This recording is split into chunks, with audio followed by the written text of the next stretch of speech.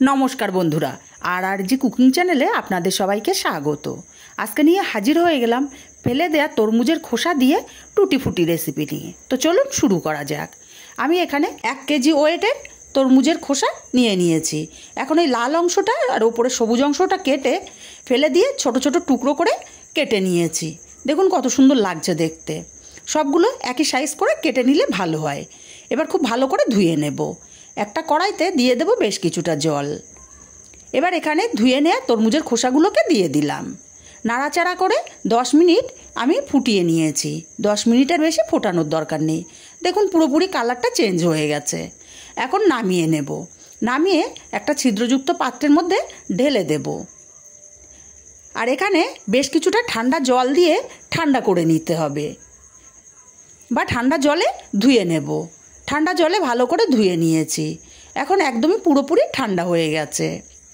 এবার ওই একই কড়াইতে দিয়ে দেব 1 বাটি চিনি আর ওই বাটি মেপেই 2 বাটি জল দিয়ে দিলাম। এবার নাড়াচাড়া করে দিয়ে চিনিটাকে গুলিয়ে দেব। চিনিটা গুলে গেছে। এবার চিনি রসটাকে ফুটিয়ে নেব বা ফুটে উঠতে সময় দেব। চিনি রসটা ফুটে গেছে।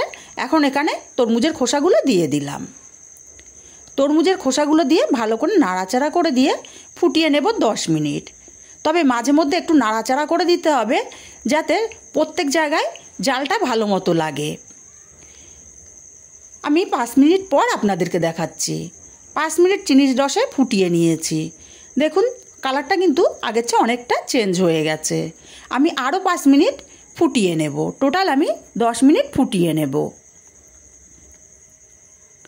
আরও 5 মিনিট পর আমি আপনাদেরকে দেখিয়ে দিচ্ছি। চিনির রসটা কিন্তু পুরোপুরিভাবে অ্যাবজর্ব করে নিয়েছে। এইভাবে ঘড়ি ধরা 10 মিনিট ফুটিয়ে নিতে হবে।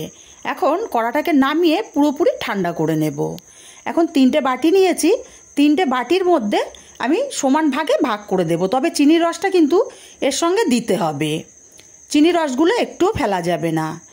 এবার একটার মধ্যে আমি লাল কালার দিয়ে দিলাম। আমি এখানে ফুড কালার ব্যবহার করছি। আমি 3 কালারের করব টুটি ফুটিগুলো, তাই 3টে বাটিতে সমান ভাগে ভাগ করে নিয়েছি। আরেকটার মধ্যে দিয়ে দেব হলুদ কালার। কালারগুলো খুব ভালো করে মিশিয়ে নিতে হবে।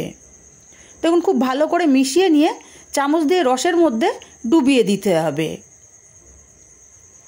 আরেকটার মধ্যে দিয়ে দেব সবুজ কালার।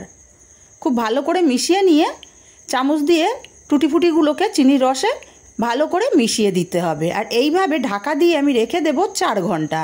4 ঘন্টার মধ্যে চিনির রসটা খুব ভালো মতো শুষে নেবে। 4 ঘন্টা পর ফিরে এলাম। এবার একটা বড় ছাঁকনি নিয়েছি।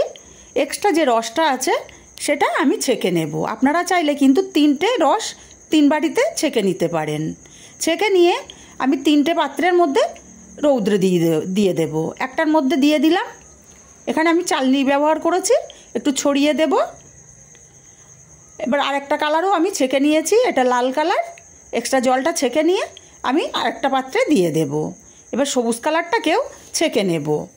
আর এক্সট্রা যে এই যে রসটা বেরোচ্ছে এই রসটা ফেলে না দিয়ে কিন্তু শরবত করে খাওয়া যেতে পারে। আমি একটা কুলোর মধ্যে 2টো কাগজ পেতে নিয়েছি। নিয়ে 2 পাশে 2টো কালার দিয়ে দিলাম।